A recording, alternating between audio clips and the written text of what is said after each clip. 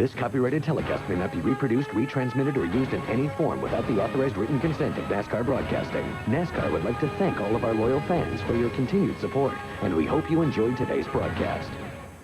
He had slid back to about 25th, and now Kenseth is in 20th place, Dick. Kenseth's problem, Mike, is a lot. Yeah, the 09 just hit the wall. Matt Kenseth, like a lot of other people we're listening to, has a very tight race car. This is the opportunity they will need to adjust it and loosen it up. We've got a caution flag.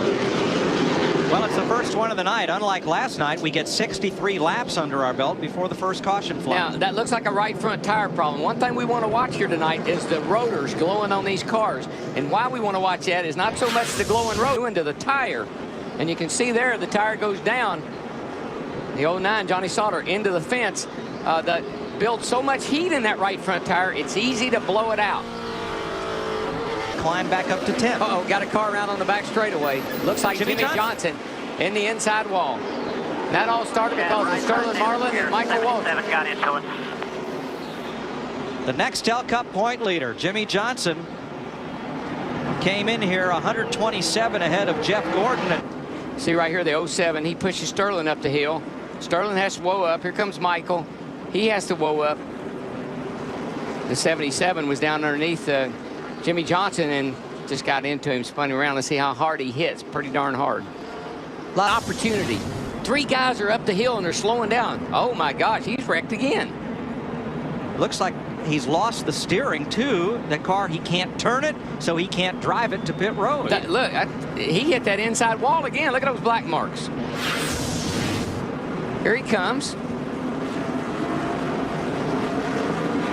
Just looked like something on the steering broke. You can see the right front turn dead in. You can see it right there. He was running at a pretty high rate of speed, trying to stay on the lead lap. I'm with the NASCAR officials in the Oval Office after the race at Darlington. It's a little smaller track. It's harder to stay. Oh, round goes somebody over there. Turn 2, and it is Scott Riggs. Caution is out. Third caution of the night, and it comes at lap 126 at Nebraska Raceway Park. Gets down in here, and hello. We got a little help. Is that Kyle that got?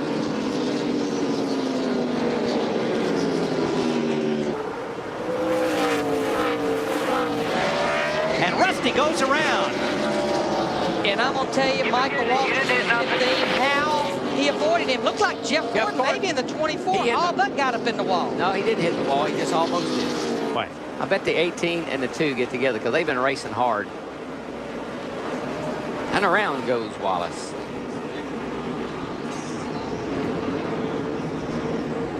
Well, what this did do, it pretty much brought about 30 of our 31 lead lap cars to. I know who's pushing the issue, trying to push the issue down. Whoa, Stewart around! He gets away, and there is no other contact. But Tony Stewart, the leader, was trying to work the double wide lap, almost lap traffic of Scott Wimmer and Dale Earnhardt Jr., and Stewart goes around. Yeah, I'm surprised this has not happened before now because these guys have been all over the place trying to get by these lap cars. Control and ending that spin facing the right way. He just gassed her up a little too early, and around the back end came. That can happen to you real easily in that turn, especially with a tight car. How about it, Steve?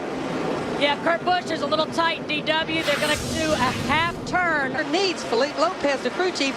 They need this to go through the full cycle of green flag pit stops, or caution would burn this group. They need it to go about 10 or 20 laps here. 7 car, Robbie Gordon into the fence and spinning down the track. And that's going to be the caution that Dave Blaney did not want to see because the caution is out. Robbie Gordon, who drove for Richard Childress last year, jumped the cushion in turn 4, bounced off the wall, and he will be able to continue after bringing out the 6th caution flag of the night. Yeah, Robbie's been flirting with that wall. We just see him get in turn 3 a little too hard. He gets up against the wall, gets all that debris on his tires, and there's no control in the car. He just spin it around. Kind of felt like that if the 9 car really got after it, he might be able to pull away from everyone. Oh, got a car around 77. Travis Quaffle. Caution is out.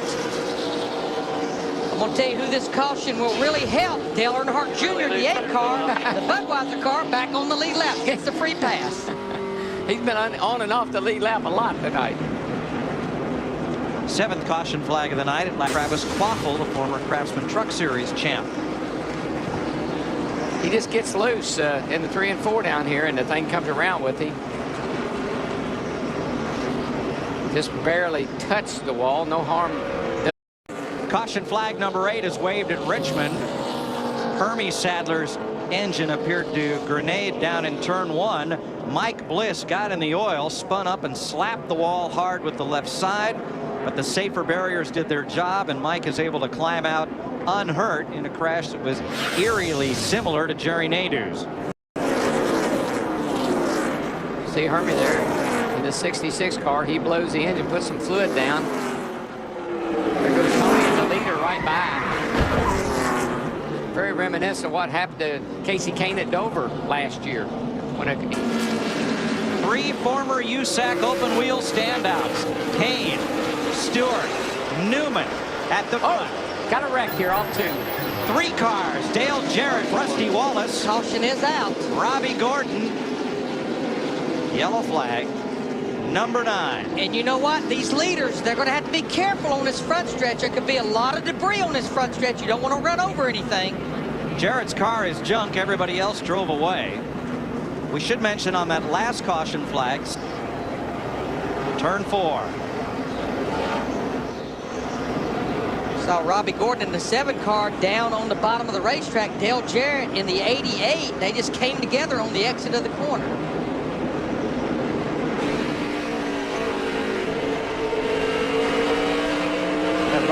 Robbie got his left wheel on the flat on the apron and shot him up into Dale Jarrett. And Tony timed that restart perfectly. He's going to get a run on him going down into turn 1. But look who's going to get a run on who? Jamie McMurray in the 42 car. He gets a run on Ryan Newman in the 12 for what I was talking about right here. Stewart was there. Kane had to give him enough room on the outside. And Tony will be better on the outside. I think he can pin him down. Maybe not. Kane's got to clear him, and he does. Casey Kane cements the lead. He had to clear him, and he did at the start-finish line. 6 laps to go. And that was the only chance. Look at McMurray got sideways. Kyle Busch, the 5, gets into the left rear quarter pack. Boy, McMurray loses 5-6 spots in line off the bumper of Kyle Busch. And don't look now, Tony, but you got another buddy right behind you in another Dodge. And here he comes. Ryan Newman looking inside, going into turn 1. Stewart slams the door. And Casey Kane loved what he's seeing in that rearview mirror. Those 2 guys side by side. 4 to go next time. Casey Kane does not want to see another yellow flag. What he doesn't want to see. Newman had him. I think he had him a little sideways. But Stewart's so good off the top in turn 4. He holds Newman off for now. 4 to go.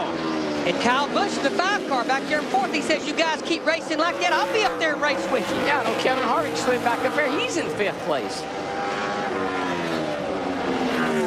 Bobby Labonte battles Michael Waltrip side by side. That's for 8th place. 2nd place. This is still a battle with 3 to go. And Kevin Harvick is right there with these guys. What Kevin Harvick and Kyle Busch are hoping is that Ryan Newman would get into the back of Tony and break their momentum, and they'd be able to get by. Where did Harvick come from? I mean, those guys were battling, Mike, and he's been turning that car. He turns it right to the bottom. He just can't get off the corner right now. Harvick took advantage when Kyle Busch and Jamie McMurray got together. 2 laps to go. You're right, though, DW. The last thing this 9 car wants to see right now is a caution in this last lap and a half. Just come on, baby. Get to the white flag. And he'll do it this time. White flag's in the air. Once he crosses that start-finish line. The biggest lap of Casey Kane's young racing life right here. And no pressure from behind. He took over the number 9 from legend Bill Elliott, who served as his mentor for a season, and now it's all his own. Off turn 4. Casey Kane is a winner at last. Boy, what a battle both for 2nd and for him and for 4th. They were poking and gouging back there for 2nd. I'm telling you, Ryan Newman was all over the back of Tony. And here comes Tony to congratulate Casey. How could you call it? Who would you like to beat? Who's the guy you'd like to see in your rearview mirror when you win your first race? It appears everybody's going to congratulate Casey Kane. You see Ryan Newman in the 12th pull up there, congratulate him. Tommy Baldwin, Ray Everham, this whole crowd. they have had some heartbreaks, man, with this car. To win tonight, that's a great accomplishment. And finally, Casey Kane can stop dodging the question, when will you finally win? And you know what? He qualifies for that All-Star race next Saturday night at Lowe's Motor Speedway. And This copyrighted telecast may not be reproduced, retransmitted, or used in any form without the authorized written consent of NASCAR Broadcasting. NASCAR would like to thank all of our loyal fans for your continued support, and we hope you enjoyed today's broadcast.